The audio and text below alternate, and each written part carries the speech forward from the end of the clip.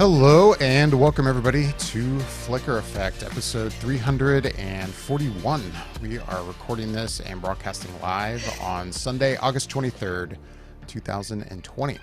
This week we have a lot of DC Fandome to talk about that occurred yesterday, and lots of news coming out of that we'll be discussing. Of course, we'll talk about some of the stuff we've been watching lately. Before we get to all of that, as always, I'd like to welcome anyone new to the show. And if you're wondering how to find us and listen to us, we broadcast this show live every Sunday night on YouTube at youtube.com/Flicker Effect. We also have a podcast version of the show, which is available on Apple Podcasts, Google Play Music, the iHeartRadio app, basically wherever you listen to podcasts, just search for Flicker Effect. By the way, I'm David Lotz. Joining me, as always, is Yasha Wilson. Hey, everybody.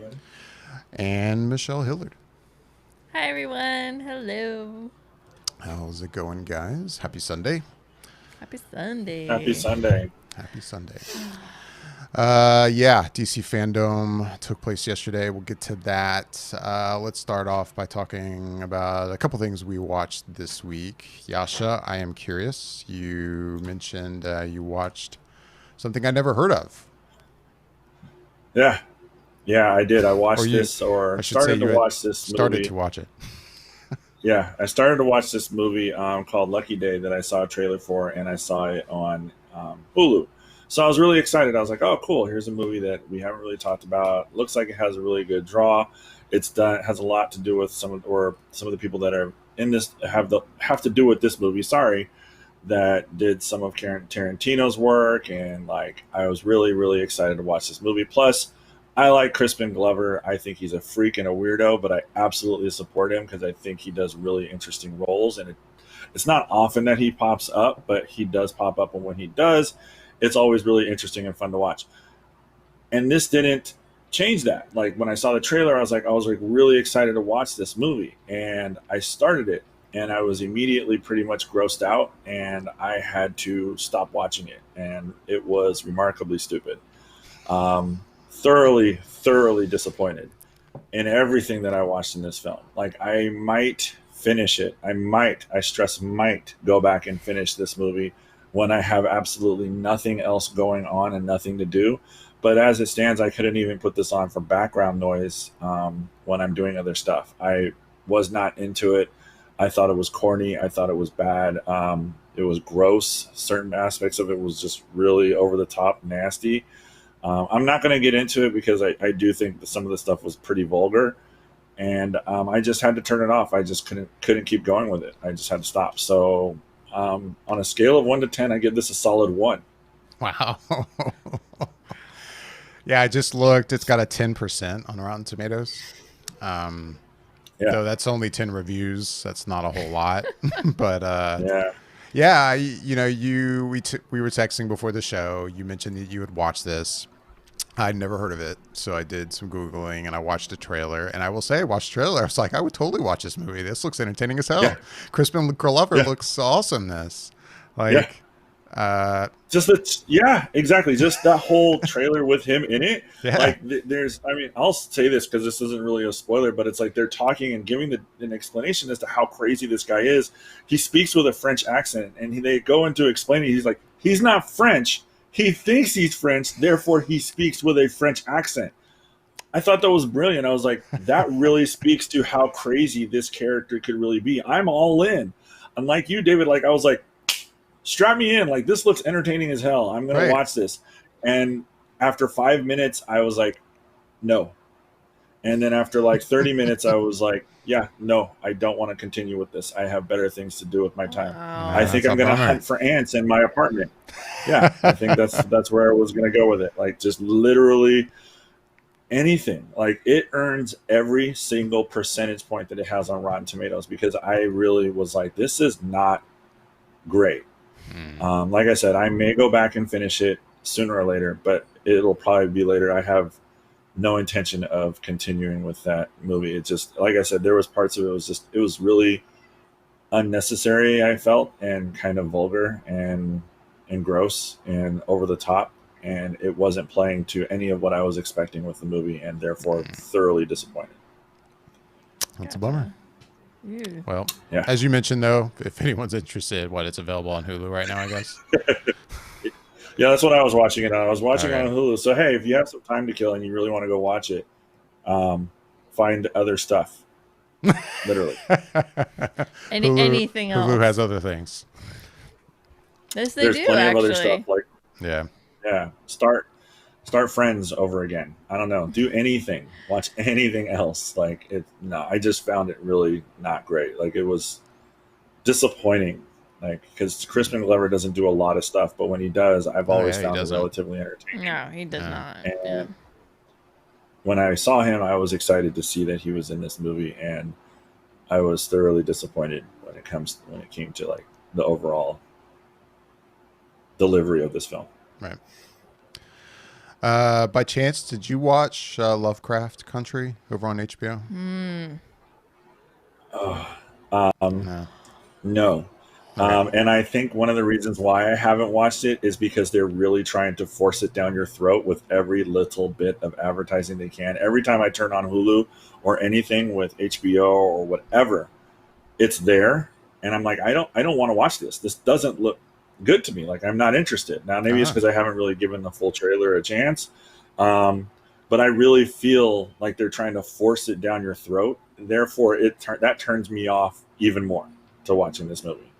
Or this show, I should say. Because I haven't, I guess it always depends on what services you use and such, but I really haven't seen much advertising for it. I don't know, Michelle, have you noticed much? I mean, other than specifically being in the HBO Max Well, app, yeah, other than that. but like otherwise, I actually haven't. But I also don't just watch TV. Right. If I turn the TV on, I'm watching very specific things. I'm not just kind of scrolling through anymore. Right. So. Well, we watched the first episode. The first episode was last we Sunday. Second episode Okay. is probably in like 5 minutes. Yeah. So we'll watch the second episode tomorrow, in other words. Michelle, I'm curious. Why don't you start us off? What did you think of the first episode of Lovecraft Country? So yeah, it's a really interesting premise as a whole. And man, that first scene starts out and you're kind of like, what is happening? Oh, there's a lot coming at you. And I am not really extremely versed in a lot of H.P. Lovecraft lore and stories. I know David is. But I know a good amount, but I don't know a lot. But the opening sequence immediately is just like, this isn't all Lovecraft. No, like that's like War of the Worlds, and that's that, and this is that, and I'm like, what is happening here? Like, it was just kind of like all the geeky sci-fi things you could think of were all kind of colliding, and it was like it was interesting. Immediately, I'm just like, what's going on? And then you kind of get thrown into the story of our main character Atticus. And you find out, what he's been up to, what everybody else in his town's been up to, and what's going to happen going forward in the quest for his lineage. And he's looking for answers to questions that he's had forever. And I'm watching it, and I was just totally enthralled. Like, it was really interesting, and it was really different. I try not to, like, compare shows and whatnot, but when I look at, like, the shows that have been on HBO, especially recently with Watchmen, I'd put this right behind Watchmen. Like, this was really good. The production value, the actors, the storyline, everything was just hitting on all cylinders for me.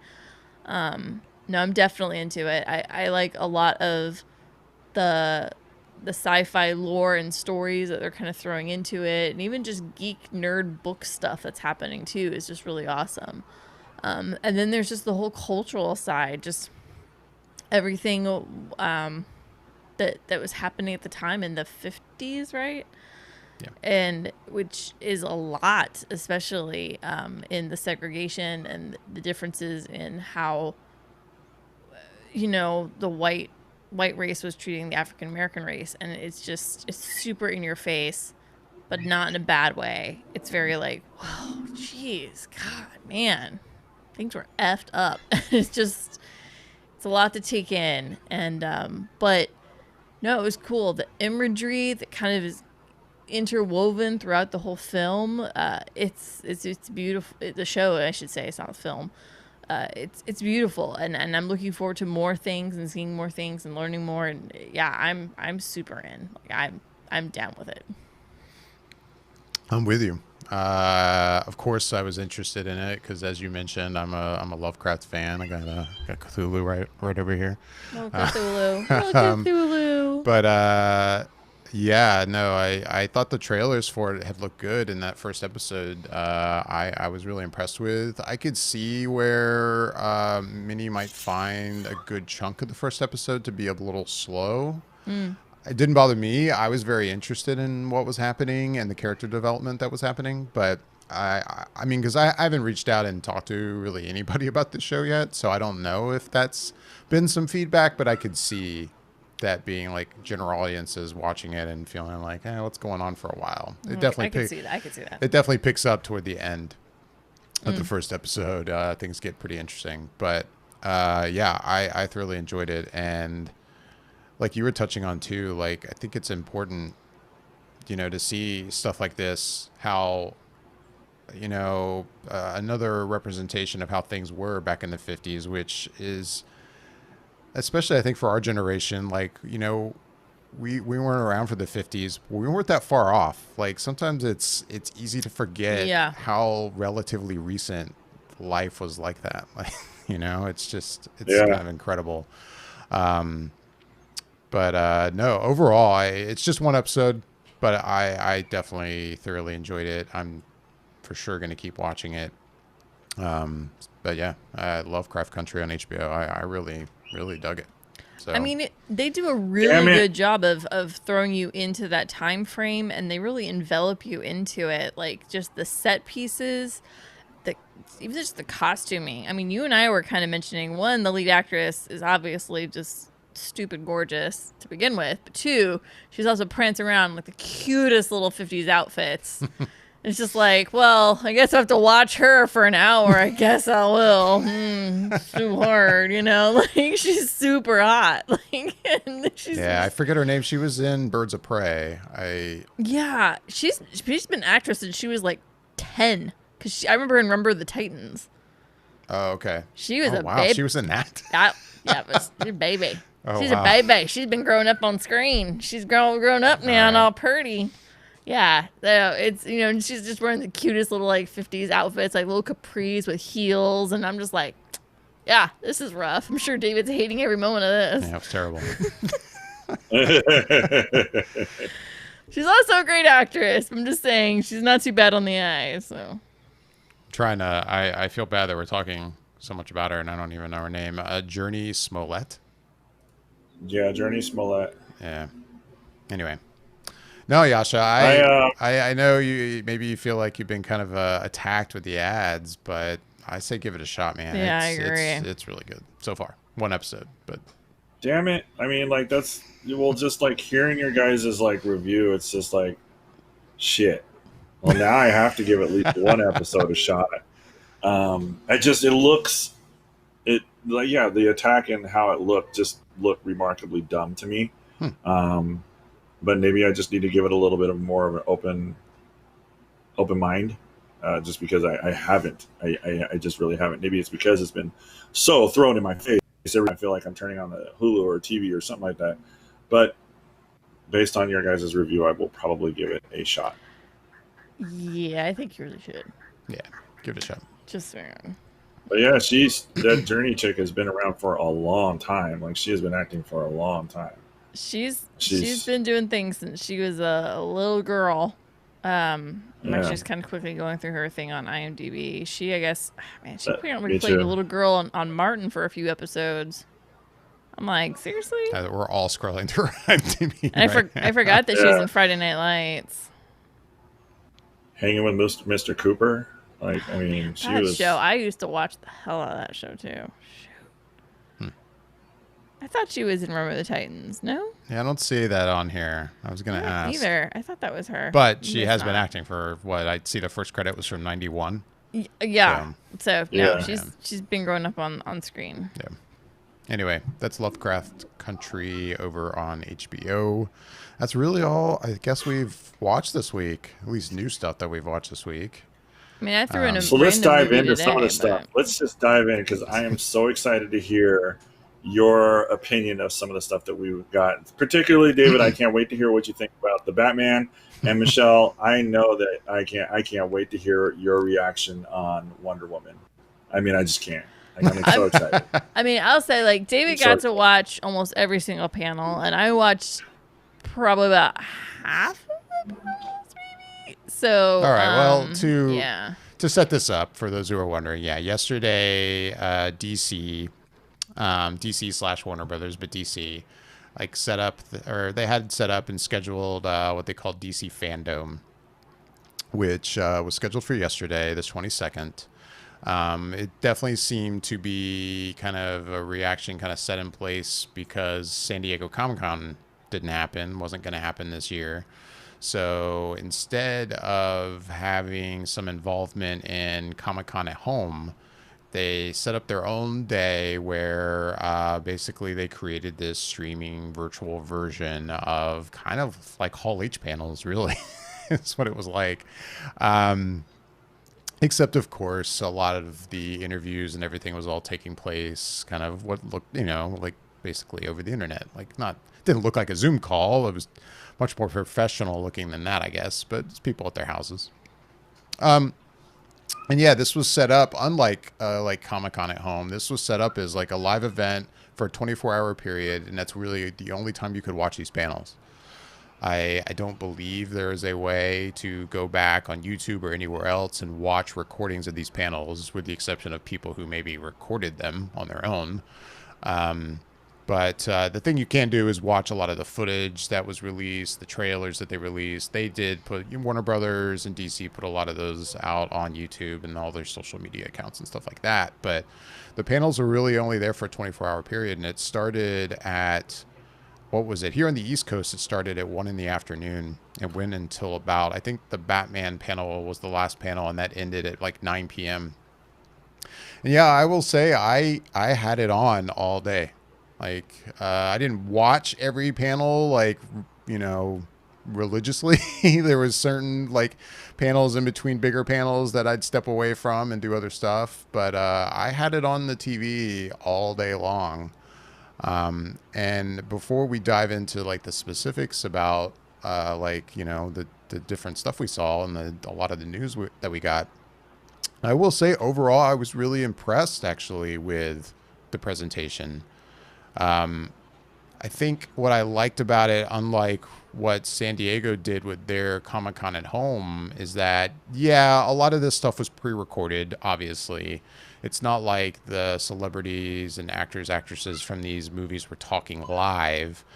But because they set this up as a streaming-only event and that it would only be available for this 24-hour period, and you could really you couldn't like even do like an on-demand version of it. You couldn't go in and go, hey, I just want to watch this Batman panel during the 24-hour period. Like, no, you just had to kind of tune in to the stream. I felt like that aspect added some kind of excitement and fun to it. Like, everyone's tuning in all at once and we're all getting this news at the same time. We're not just kind of like picking and choosing what we want to watch. And I like that about it. And of course it felt like a big kind of, what's the word? Kind of a big like infomercial in a way. But I mean, of course it's DC, Warner Brothers doing their thing, and it's basically a big advertisement. But at the same time, I thought it was good. And in between bigger panels, they would of course have smaller panels talking about comic book stuff. I mean, for example, there was a panel in the middle there talking about Sandman and, stuff like that. I'd end up watching it because I had it on all day, and I would find myself going, oh man, like I should check this out. Like I've always, for example, wanted to read Sandman, and I was watching that panel yesterday going, man, I really need to read Sandman sometime. Or they've got an Audible like version, audio only Audible version of Sandman that's coming out soon that they talked about for a while, which looked really interesting. But I digress. Yeah, overall, I thought DC did a really good job with the fandom kind of experience, and I thought it was a good idea. I thought they handled it pretty well. But yeah, there was a ton of stuff. If you're a fan of DC movies, DC games, there's a lot of stuff to talk about. So I mean, yeah, we can jump right in. I mean, we could also basically just kind of go in order. We won't go too in depth, but I mean, Wonder Woman 1984 was first. And Yasha, since you brought that up, you're excited to hear what Michelle thought about that. Michelle, what did you think about what you saw Very from much so. Wonder Woman 1984? It was definitely one of the big things I was looking forward to as far as the DC fandom goes. And I'm really glad that Wonder Woman 84 was what kicked it off. Well, one, because that's when I was able to be home to watch it yesterday. But two, because I feel like it really kicked it off on a good note. It was awesome getting ready to see like the whole cast there. They actually had Linda Carter tune in for a second, and it was pretty sweet. They showed a lot of cool like fan art. They answered some questions from the fans. It was just, I don't know, you could tell they're excited for what they've put out, and you could, I mean, they weren't like bummed out or anything, but you can kind of tell they're kind of like, we're ready for you to see it. Like, they're ready for the audience to see this film in theaters. Like, they're excited for us to get to see and be excited for it, if that makes any sense. Oh yeah, They're I like, get what you're saying. you could tell it was pretty palatable. They're just like, we worked really hard. It's really awesome, and we're bummed that you haven't. It's been pushed back so far. Like they cannot wait for us to see it. So that actually kind of added to my excitement about it. But no, it was a really good panel. And then of course, you know, they had to bring it up, and they brought us a second trailer, and it did not disappoint. I thought the first trailer was pretty sweet. The second trailer was sick. Like, you definitely get to see a little more of young Diana on Themyscira. So that's obviously going to be some memories that are going to pop up in the film for us to see for Diana. And then, yeah, you get to see a little bit more of the role reversal of what's going on between Diana and, I just blanked. Pine's character. Steve. Yeah. Steve, You get to see kind of the role reversal that the two of them have now, where she's kind of educating him and showing him around, like, this is what the world is now, and you got a little glimpse of that. But I would say that the highlight, I think, was the realization that not only is Cheetah going to be a really, really badass villain, she is going to be full Cheetah. It is like straight out of the comic Cheetah. Like, and that's exciting to see, because she is a hard villain for Wonder Woman, because she is very physically demanding on Wonder Woman. She really she's I wouldn't say she's got an edge, but she almost has an edge on her. And so you can kind of see that happening in the few little frames that you get of her. And I was just like, this is going to be an epic battle to the end. No, I'm really excited for this film. I'm also excited just to get just a slight more information on the other villain that's in this film, because there's going to be two. It's going to be played by Pedro Pascal. He's playing Maxwell. I can't think what his name is. I'm horrible. I'm so horrible at this. Why am I here? But no, it's interesting to see his take on the situation and what he is involving in this movie. And it sounds like he's basically the catalyst to making the chaos ensue in Wonder Woman 84. But no, I was super happy with the trailer. I cannot wait. I've been dying for this film since the moment I knew they were going to be doing a sequel. So for me, it's like every time it gets brought up, I get more excited, more excited, more excited. I'm absolutely thrilled with what I'm seeing, what Patty did. I think what Patty is doing with the Wonder Woman franchise, and I think she's helping to hold DC films to a higher level of expectation. And I hope that we can see more DC films continue to hold a certain level of quality that she is striving for in her films with Wonder Woman, and I hope that we keep getting that, because I feel like we haven't, but she's holding it there for us. So yeah, that's my long short take on the Wonder Woman panel. Yeah, it was Max Lord, by the way. Max It's Lord. Next Yeah. floor. the character Yeah. in place. Yeah, no, I'll say I agree. I think the trailer looks great. I don't really have anything to add. I'm with you. I've been excited about Wonder Woman 1984. For a while. I think we're all just wanting to finally eventually see it. I think as it stands right now, that is scheduled for an October 2nd release. I mean, we'll That's somebody's birthday weekend. I'm just saying. cross our fingers and see what happens. We'll see. Yeah, that's where it stands right now. But yeah, I'm excited for it. The trailer looks great. The footage looks good. I mean, I think as trailers go, like in terms of the actual cut of the trailer, I still prefer that first full Wonder Woman 1984 trailer. I'll agree with that. That trailer is That was a top really notch That in was my a really opinion. well-done But no, this is good trailer. What'd you think of the trailer, Yasha? Yeah, it was beautiful. Very exciting. Lots of questions answered, but lots of questions created as well. How does the transformation begin? How does she become, Cheetah? Kristen Wiig's character, Pedro Pascal, who is probably one of the most diverse actors in Hollywood right now. It's like, hey, you want me to be a Latin guy? I can be a Latin guy. You want me to be a white guy? I can be a white guy. You want me to be a hybrid of both? I can do that too. Like he's all over the place. You want me to be some fictional character in a story like Game of Thrones? He can do that. Like the guy is fantastic and brilliant and convincing in everything that he does. He is so transformative in every role, and I'm really looking forward to seeing that. But like I said, lots of questions presented, lots of questions answered. The special effects look fantastic. Cheetah is going to be amazing. That was our first full real look as to like Cheetah kind of in action. I agree with you in the sense that I like the first trailer, I think, just a little bit more, because I don't necessarily need more from a movie like this. I just need the idea and the basis of the story, and I got that with the first trailer, and now I'm ready to see the movie. And I know, like you, Michelle, I'm in complete agreement. Like they're ready for us to see it. I mean, this is a movie that I think caught everybody's surprise, at least at Warner Brothers, as to how successful it really was. Because if you remember, they did slated right away for a sequel, which blew my mind. But then when it did so well, making over $100 million in their first weekend and close to $1 billion in the theater over worldwide, they're just like, oh shit, like maybe we actually have something here. And it's just like, to see what the director's doing and how this is progressing and hopefully really solidifying the character in film, and how important she is and how badass she really can be and how strong this character is and important, I think,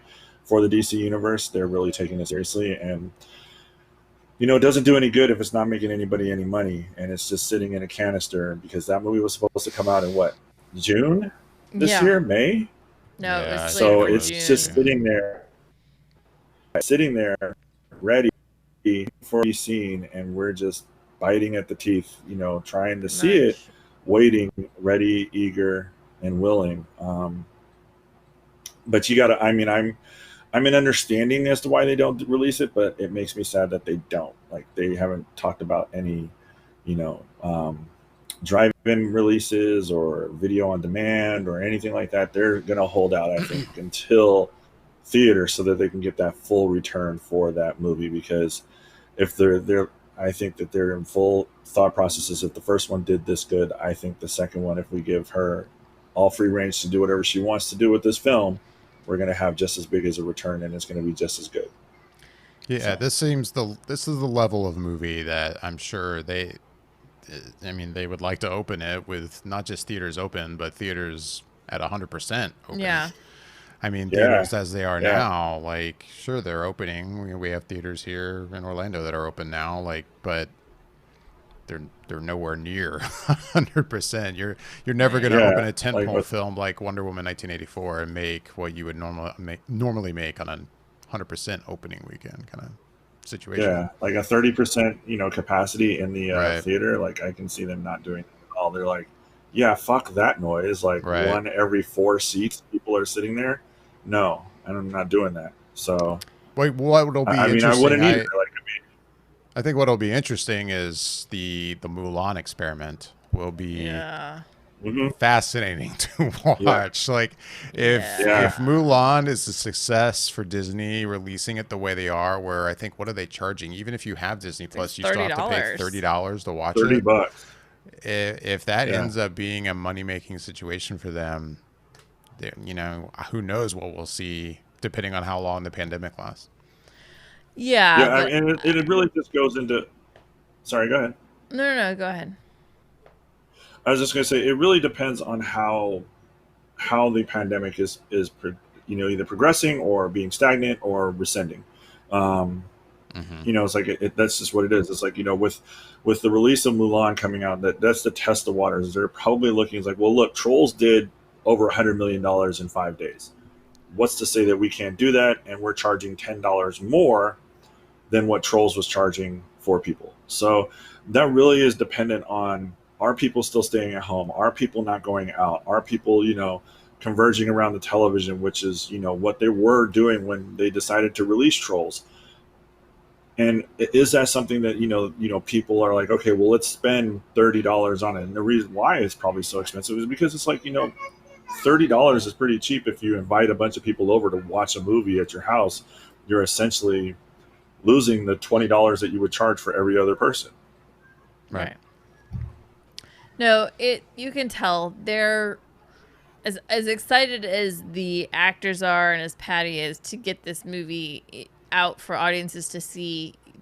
She also made it very adamant. Patty was very adamant in the panel that it's going to be only in theaters. It's only going to go out in theaters, and it's most likely only going to be in theaters once it's going to be able to be at 100%. Like Right. she was very, you could tell she was like, nope, it's gonna be in theaters, kids. Like if it gets shoved off to 2021. spring of 2021, that's when it'll get shoved off to. Like you could tell, like they want us to see it, but they want us to see it in a theater. They want us to have the full theater experience. Yeah. And that's just them. That's not even the studio heads.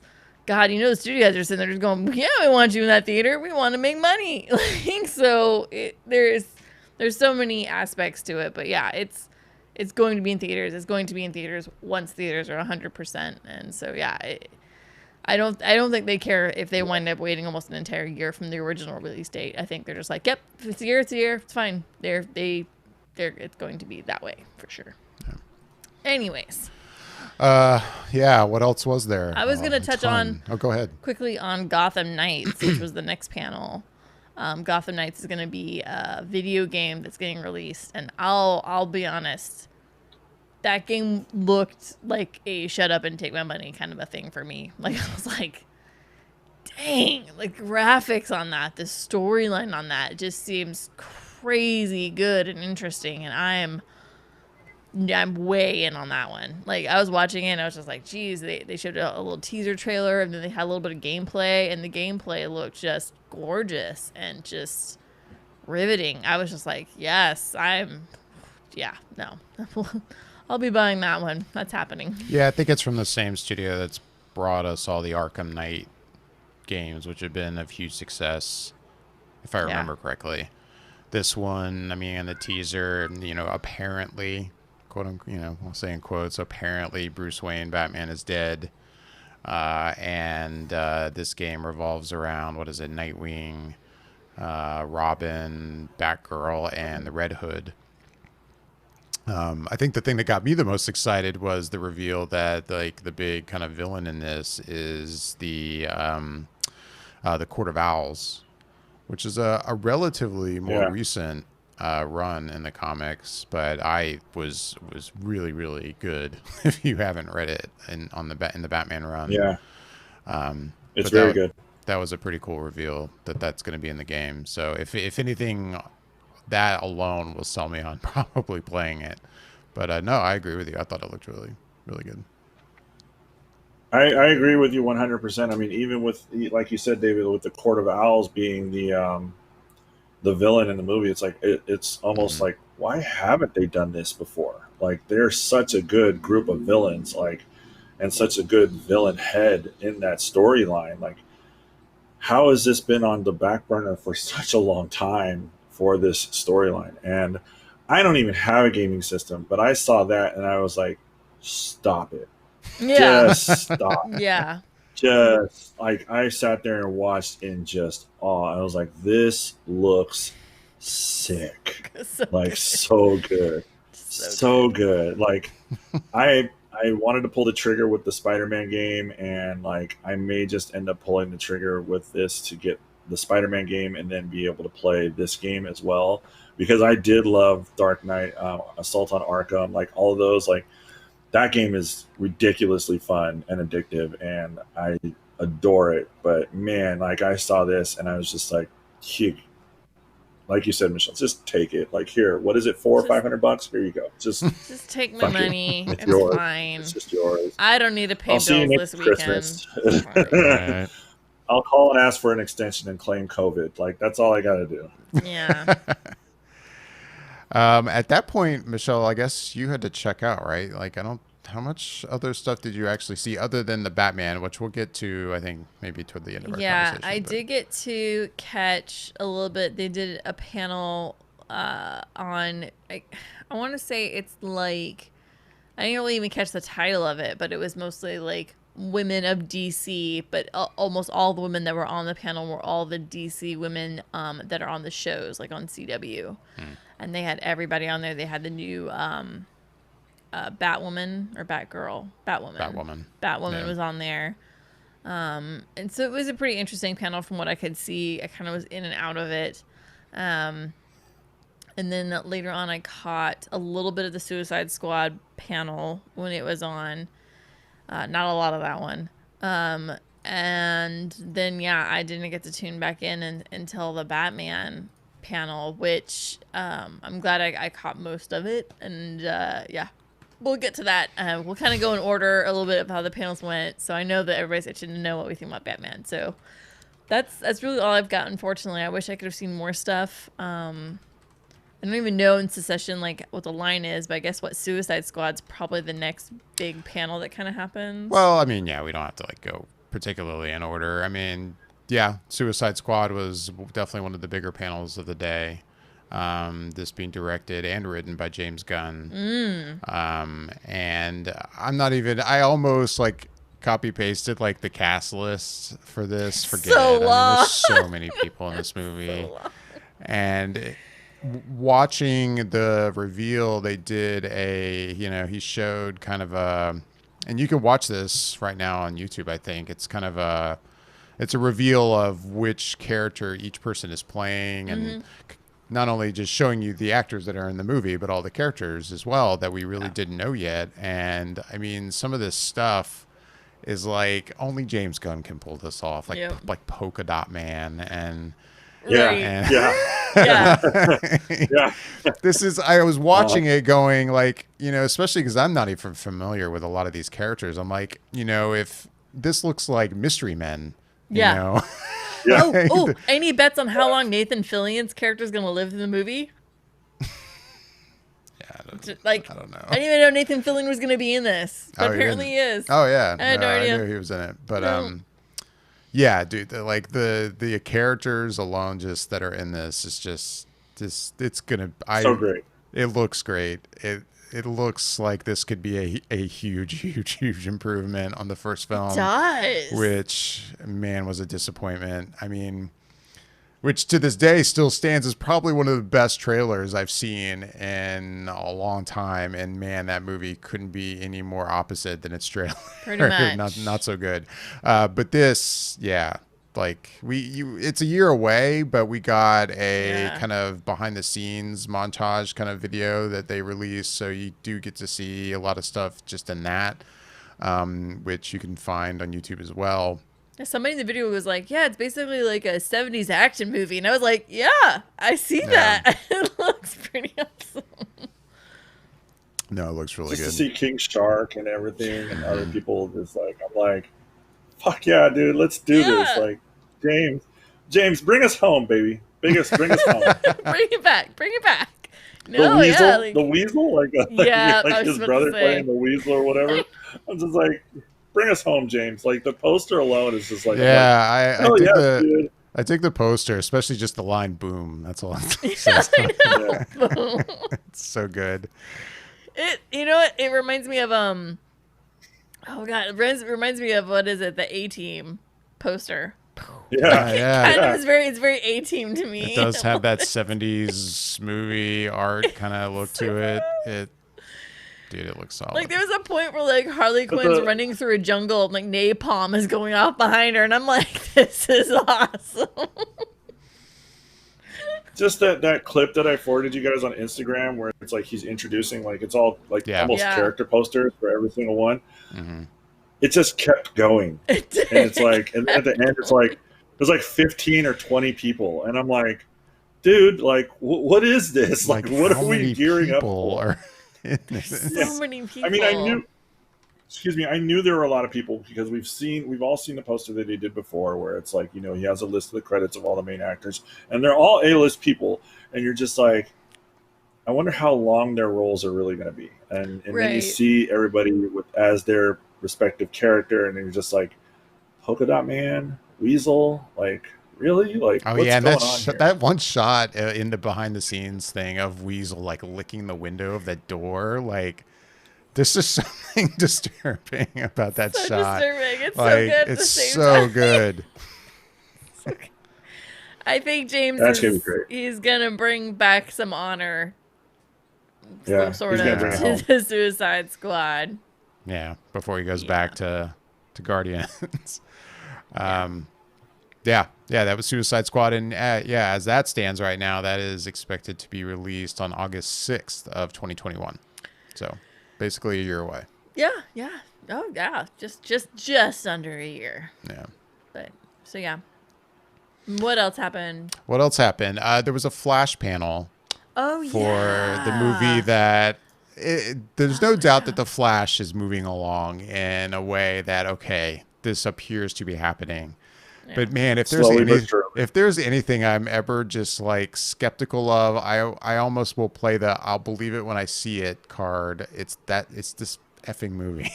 Like we have been hearing about a movie version of The Flash for how long now? How many directors have we had attached to this movie? And it still just keeps like floating along. But yeah, we're getting some casting news, though. In the panel, nothing was officially said about Michael Keaton or Ben Affleck, though everything seems to point to the fact that these two are both going to be in this movie as Batman. Two different Batmen. It's a very flashpoint. So yeah, this movie, it's funny. So DC, and during the DC Fandome event, like they did a multiverse panel before the Flash, Okay. basically just talking about the idea of a multiverse and how it's been done in the comics in the past. And then of course they scheduled the Flash right after that, which makes sense because I mean, yeah, they point out the fact that that's where this movie's going. They do reveal, and I don't have it here to show on our stream, but they did reveal what the suit will look like via concept art. So the suit is going to get a change to it.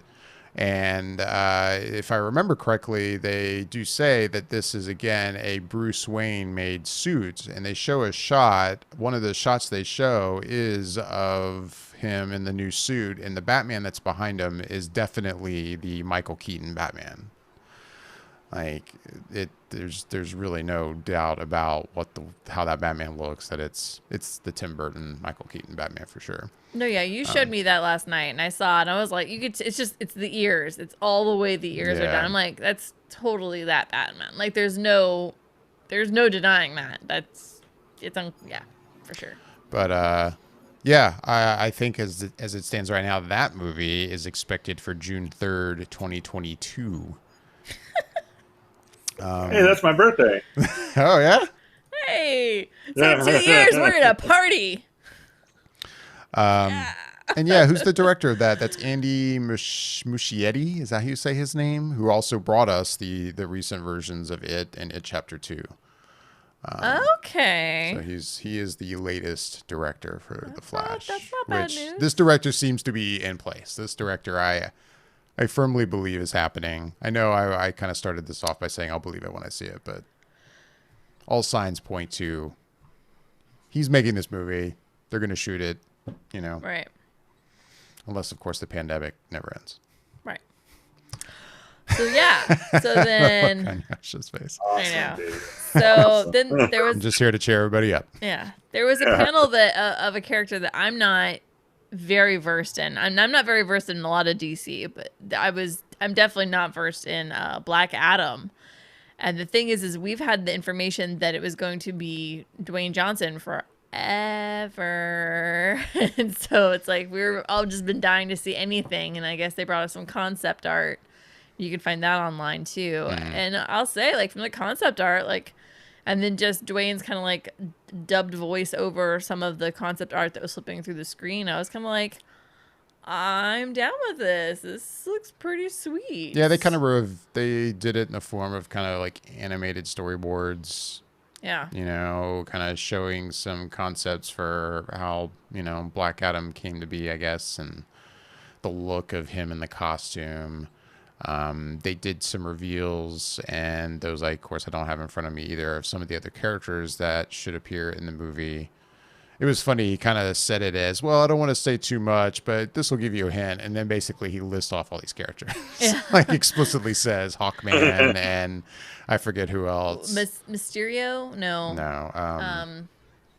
Anyway, I don't want to. I'm all Marvels. Like, I don't know. I know Hawkman. I know Hawkman.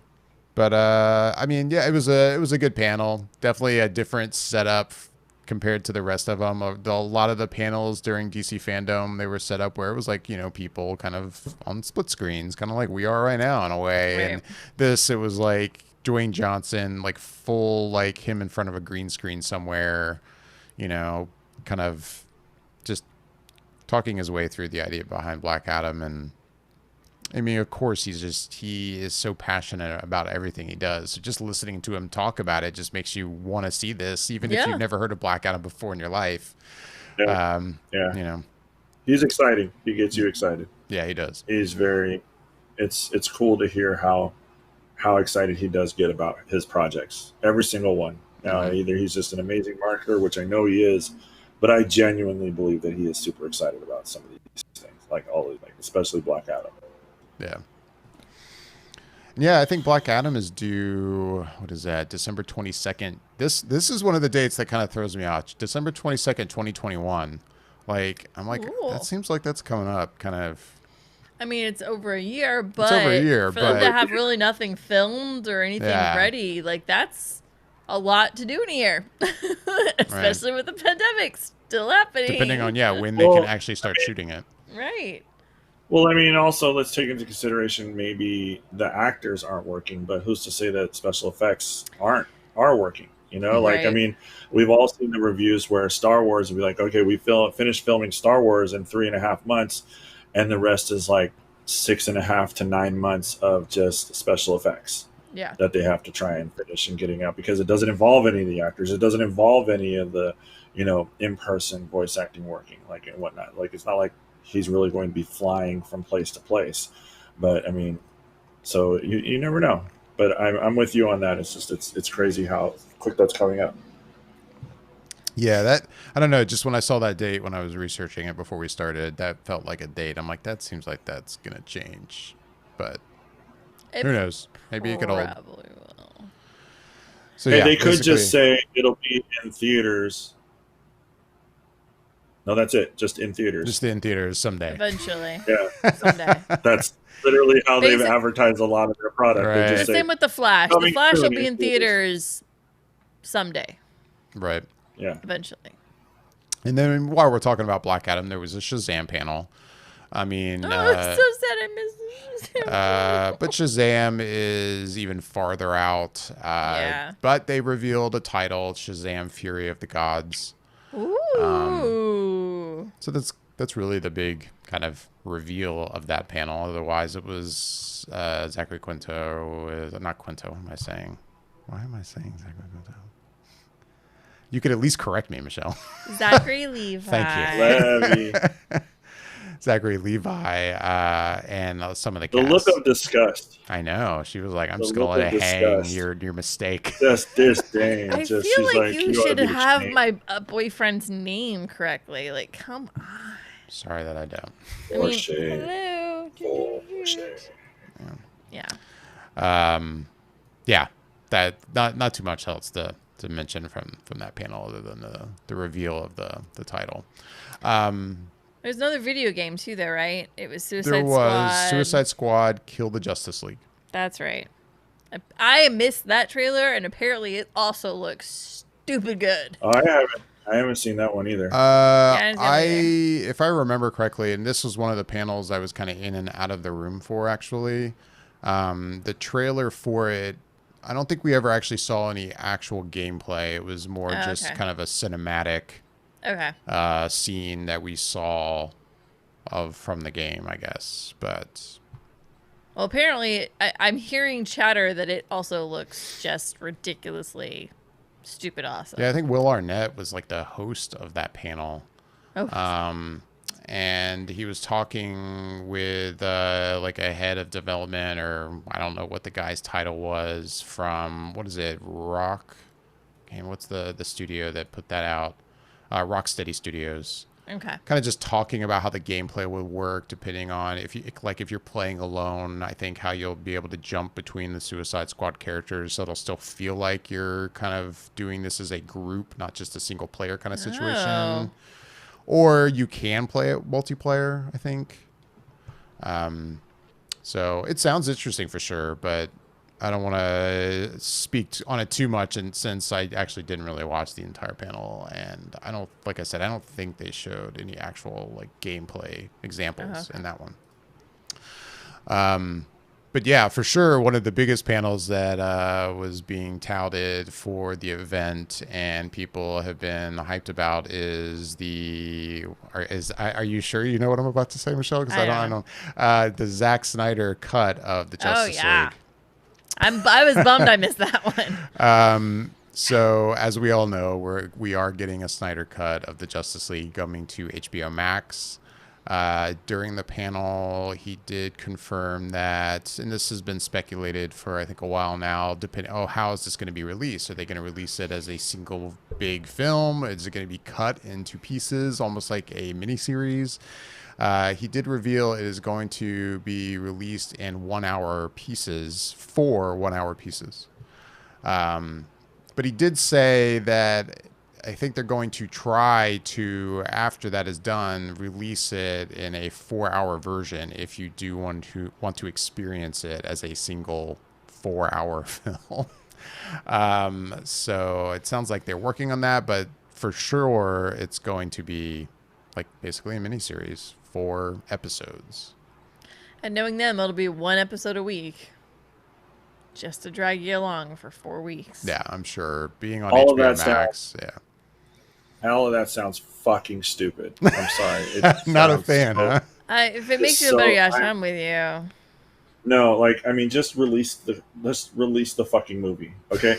Like, I'm partially annoyed too because I don't know why, but I guess I thought it was being released at the end of the summer, and it's not. No. It's coming out next year. Yeah, no, I think that was the plan all along. Yeah, that's what Bobby said because I was texting him about it, and that pissed me off in itself. But to hear this news, like, and that's my fault, like user error, my bad. If I mistakenly thought that it was coming out this summer, that's my fault.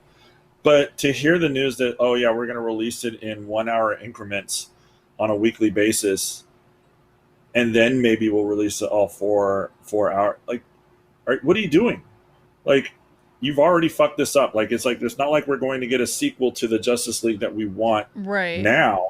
So it's like, why not just give us the goddamn movie? Like, you had to have something to do with this release the Snyder cut period in itself as well, and saying, oh, it's not my vision, it's not my vision. Now you're getting that opportunity to do it, and now you're prolonging it even more. For what? We're not going to get another We're not going to get another Justice League in the direction of your vision, period. Like, we're not going to get to see some of the characters. I don't think we're ever going to see Darkseid, at least not through his eyes. And it's just like, if we're gonna see Darkseid, we're gonna see a little bit of Darkseid in this film, just teasing the effect of maybe we would have had this in a sequel, a more of a big bad fight. So this is fucking stupid. 4-hour increments to make us wait even longer to watch the goddamn movie. Fuck you, Warner Brothers. Like, seriously, that's ridiculous. I mean, I guess their fear is that a 4-hour film will turn away people that aren't basically us. And breaking it up would be more appealing, I guess, to people that are curious, but aren't, say, like, as, hard on this situation as, say, we are, or other nerds or people that started the whole Snyder Cut movement. I feel like we all are like, yeah, just give us the 4-hour film. Like, we're asking for it, just give it to us. But I think they're trying to appeal to a broader audience, which I have to say I think is also stupid, because I don't see people outside of the nerds that are us asking for the Snyder Cut that are going to watch it. I don't think other people are going to watch it other than the people asking for it. If you want to put it in 4-hour increments and break it up into 4-hour pieces, then do it, but do it like Netflix and just release everything all at once. For those that want to sit there and watch it for 4 hours, we can do that. For those that want to do it like in 2 hours and then come back to it, they can do that as well. Exactly. But this whole idea of like, let me break it up and it's going to be like, it's almost like a series, and it's like this, 4.5 or 5 hour series or whatever and stuff like that. Just again, reinforces everything that I always say about Warner Bros. Where they don't know what the fuck to do with their property. They have no clue as to how to run everything. They need to have somebody over there just centralized, basically a Kevin Feige, to bring everything together. It's like, that's dumb. Let's do this. This is what the people want. Let's give them what they want. This is how we monetize, everything, and make it this really big, grandiose project and product that everybody will fucking enjoy. But no, they don't want to do that. They just don't want to listen to it. They have so many different people going in so many different directions. It completely fucks everything. Oh, you know what? I bet you they're going to release it in a way so that they'll release 3 episodes, and the 4th episode is on your next month's charge, just so you don't get your free month. Wow. Like you're saying, for people who are like just signing up for the first time. All I'll say is, I guess, I actually have no issues with this release format. I'm actually cool with it. It's stupid. I don't know. Like, I don't think it's stupid. You're gonna release a 4-hour cut of a movie. That's a long effing movie. I could see when it came to the negotiation. I mean, I'm totally speculating. It's not like I was there. But I could see when the negotiation took place to make this happen between Zack Snyder and Warner Brothers that, it looked better in Warner Brothers' eyes of like, hey, you want to do this long of a cut? Fine, split it up. Keep people on the service a little longer.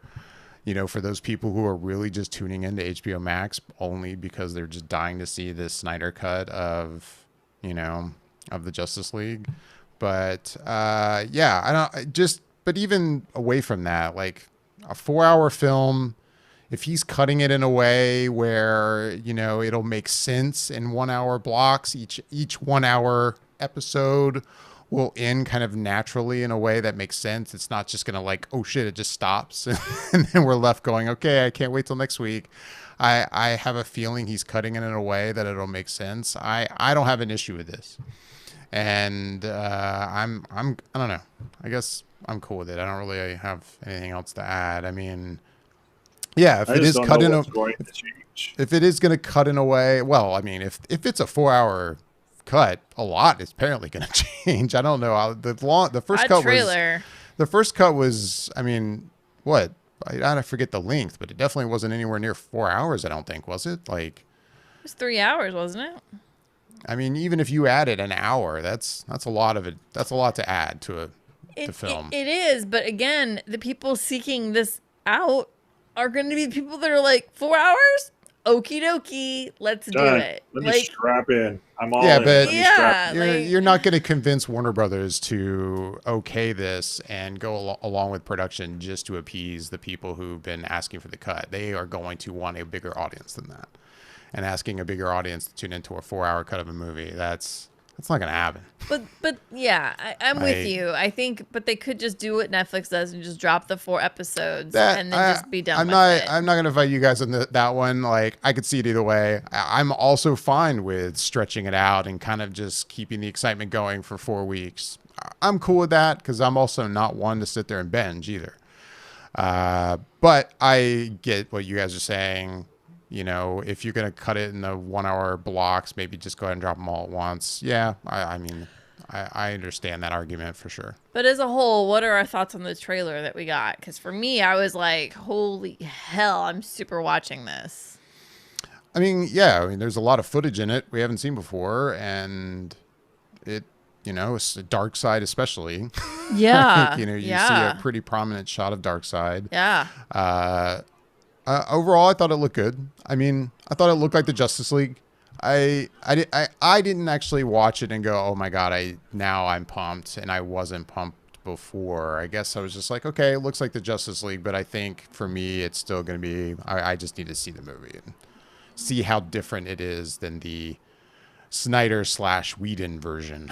See, I went from League. Do we need this to seeing this trailer and going, oh, yeah, we did. Like, for me, this changed my tune for sure. Like, for me, I was like, yeah, like, dude, like, to see more of the whole Batman dream sequence, to see more of the whole Flash traveling through time, like, to get just glimpses of that, I was like, dude, this is all the stuff I was interested in the movie that were just thrown in and never spoken about again in the film or answered or questioned. Like, these are all things that there's just so much more. And I'm like, yes, this is the context I want. I want that information. And I want to see his vision of this. Like, yeah, no, this trailer sold me for sure.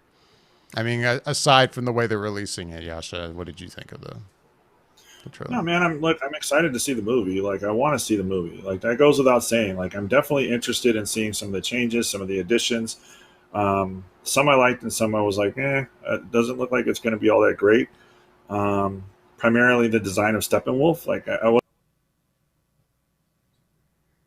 Did we lose Yasha? It just totally froze right there. It totally froze. Are we still live? I think so. For those who are still watching. You would know. Oh, he's back. Oh, wait. Did I lose you guys? Yeah, you froze for a while. That's okay. I'm sorry. Yeah, no, not your fault. Yeah, am I excited to see the movie? Absolutely. I mean, I'm bummed to hear how they might be releasing it. I'm still gonna watch it. Like, I'm a fan. Since all this talk, I decided to watch Justice League again. I damn near started again the other night. I like watching all these characters.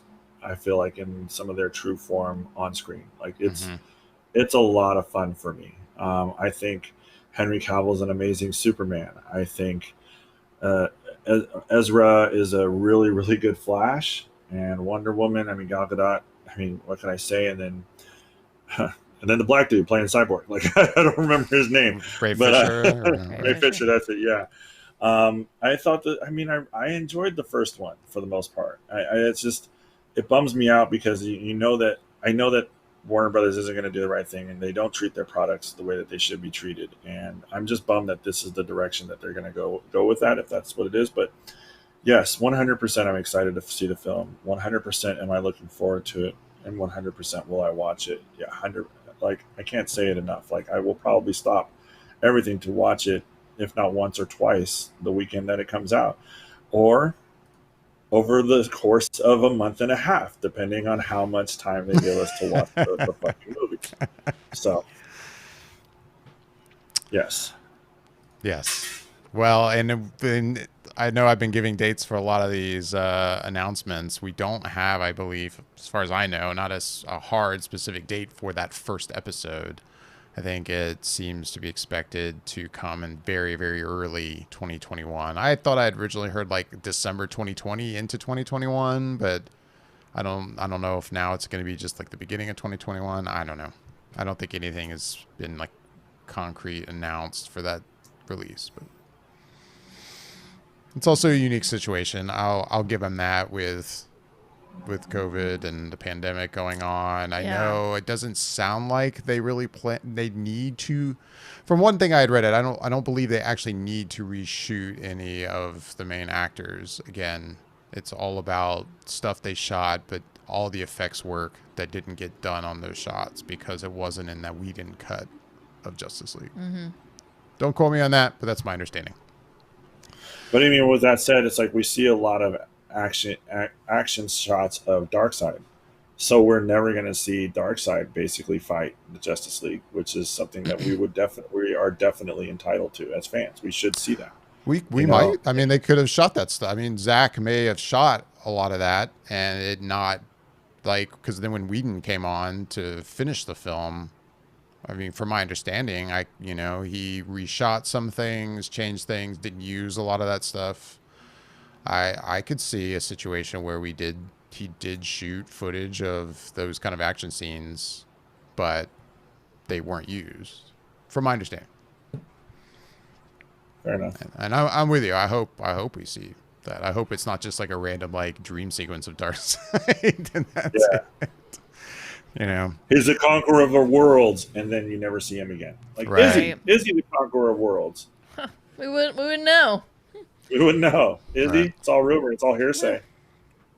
So, of course, let's bring us to the pinnacle. The last panel of the day was for the Batman, which, for those who don't know, Matt Reeves is directing this film. Matt Reeves, who brought us more recently all of the Planet of the Apes films, the recent Planet of the Apes films. Robert Pattinson is playing Bruce Wayne, Batman in this. Also, a great cast. Zoe Kravitz, Colin Farrell, Paul Dano is playing the Riddler. Andy Serkis is in this. Peter Sarsgaard, John Turturro, and Jeffrey Wright is James Gordon. I just keep hearing these spectacular names. I'm just like, this is going to be so good. It's quite the cast. It is a very good cast. We'd gotten a reveal of the logo like a day or two before of kind of the title treatment for the Batman, which if you're watching on YouTube, you can see now looks really, I think it looks awesome. Yeah. And they had also released along with that, like a Jim Lee done kind of concept art piece of the Batman for the movie. The panel was Matt Reeves basically talking the whole time. And like on a green screen. Yeah, answering questions. With Aisha Tyler. If there was anything, I will say, like, I was watching the panel and kind of feeling like, is he talking about like, not so much the plot, but this kind of the setup of this movie a little too much? Like, there was a point where I felt like maybe he was saying more than I really wanted to hear about the movie. But in the end, once we got the trailer, I could see that a lot of what he said was kind of a good setup for watching a trailer like that. He did talk about the fact that they'd only shot about 25% of the movie once the pandemic hit and they had to stop. They haven't gone back into production yet. I don't know if there's been like kind of a set plan to go back anytime soon, or I mean, I assume it'll be soon, but I don't know when. I don't know if they have a date yet when they're going to go back into it. But of course, like they end with, oh, we've only shot 25% of this movie. It's still a ways off, but how do you come, when you go into a panel like this, you want to show something. So I'm going to show what I can. And of course, it's a decent length teaser trailer, considering they'd only shot 25%. Yeah, he said 25 to 30, maybe. Yeah. It feels like a lot more. Yeah, I know. Like watching Right? That teaser trailer. Like, there were so many different set pieces that they used in that trailer. It's just like to hear that it's only 25% done. I'm like, really? I call bullshit. Yeah. But yeah, they show the trailer, and I'll just say first, I don't know how about you guys, but I thought it looked fucking fantastic. Like this, I watched it immediately twice. I couldn't be more pumped about this movie now. I mean, I was already pretty pumped considering everything seemed to point to the idea that this was going to be a kind of version of Batman that really leans more on the detective side of things that I don't think has been portrayed so much in other films. And then in the panel, of course, Matt Reeves explicitly said as much, that, if there's going to be a difference between this version of Batman and other Batman that we've seen, that the detective part was a big thing for him. So that was exciting to hear. And then watching this teaser, man, oh my God, like maybe I'm pumping it up too much, but I thought it looked awesome. What did you guys think? Yasha, I've talked to you about it, Michelle, so I obviously want you to share a piece, but I'm dying to hear what Yasha thought of it.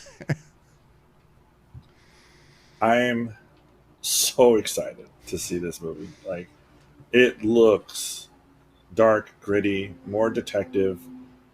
I have questions because in each movie we get a chance to see a little bit of Bruce Wayne, and for the most part, they've always exhibited Bruce Wayne as being a little bit lighthearted playboy type of character. We don't see any of that in this movie, so that makes me a little bit concerned. But aside from that, watching that first trailer completely helped me. I don't know the correct words I want to say, but set me at ease. Is like I'm really excited to see this, opposed to dreading to see this, if that makes sense. Because I wasn't super excited before. I'm still not completely sold on Pattinson being Batman, but what they've shown us as him as Batman, and the tone and the way that they're pushing towards this character, it's brilliant. Like, it is dark, it is gritty, it is grimy, it is rough, and it is unforgiving, is the best way that I can say it when it comes to him and the criminal element that he's going after. And I love Paul Dano in just about everything that I've seen him in. And I will watch anything that he does. And I can't wait to see him in this movie, because I think that was his voice in the voiceover when it was in the trailer. So I cannot wait to see that character come to light, because I think they're going to make it really dark and a whole world of messed up. And I'm excited to see it. Like, I'm excited to see that. And we didn't even get a chance to see what Colin Farrell looks like. So that's exciting too. Right. But yes, I am 100% pumped to see this movie, and I can't wait to see what they do and the direction that they go, because so far I am sold. I am sold. I am sold. I am sold. Michelle, your thoughts? Yeah, I'm just echoing in the back of what you guys said. Like, I was a little bit kind of like, is this do we need another Batman movie in general? And then kind of as time has gone on, finding out it's going to be more of the detective, detective Batman, I guess is the best way to put it. It's not really Detective Bruce Wayne, although that's what it really is, but it's Detective Batman. Like, he works with the police as Batman and goes under that guise. And I was like, okay, that I'm down with this, because we haven't had that, and I know that all this has been said a million times already. So I've been curious, and then they announced Robert Pattinson. I was kind of like, I don't know, I guess, okay. They dropped some imagery of him in the costume. I was like, this could be getting better. And then this teaser drops last night, and I just was like, oh my, like, damn, so good. The tone they set immediately was 25 to 30% of film, and that's all they have, and they piece this together. The tone they're setting and that they're striking with this, the riddles that you can already see are getting set up for the whole mystery that he's going to have to figure out. It's awesome. Like, it looks spectacular. I'm very down with everything I'm seeing on the screen. And yeah, no, it was like there's just this moment where, you can tell he's going up against a group of guys, and then he just starts punching the one guy, and he gets him down the ground and just beats him some more. I'm like, this is going to be a rough, awesome ride. And then they show the shot of the Batmobile, and I was like, damn, that is a sick Batmobile. And the thing is like, it's a more realistic Batmobile. Like, and I like that. Like, this is a car that you're like, yes, that's a Batmobile. Like, Not that it looks like the Batmobile you get from the TV show, but the TV show's Batmobile was kind of sort of in a way more realistic to a car. And this, you can tell, is a souped up muscle car, and it looks awesome. It's like what I'm seeing, I'm loving. I'm not liking, I'm loving what I'm seeing. And yeah, it was like, we watched the trailer. Aisha said goodbye to Matt Reeves. And then David, I looked at her like, let's watch it again. We'll watch it again immediately. So I was like, damn, that looks good. So no, I am all in on the Batman. And yeah, like the title sequence for for it coming up at the end, just so good. So good. So many good things are happening here, and I cannot wait to see more. Yeah, what are we stand on that one? That one's... Where... Oh, go ahead, Yasha. No, I was just going to reiterate what Michelle said. That first fight scene that we see with him, and he just did not stop. Like that really got me. Like I was kind of surprised at that. Like that was almost excessive, but beautifully so for the character, because he didn't look like he was really just, oh, I'm fighting crime. He was out there punishing it, and that's really what the Batman is a lot of the times about. And he just, when that fight scene, and he just did not stop, even when the guy fell, he kept going. I'm like, oh shit, stop, man. Like he's down. He's down. It was down. He's down. The fight is over when you broke his arm, dude. Like let it go. But it was that was great. And if we get more of that in the movie, like that kind of brutality and that type of, I mean, for the sense of, without stealing the word, but vengeance and just kind of punishment. Yeah, that was really kind of shocking, but beautifully so. It's funny to think all three of us are so excited because of all the violence we're seeing happening.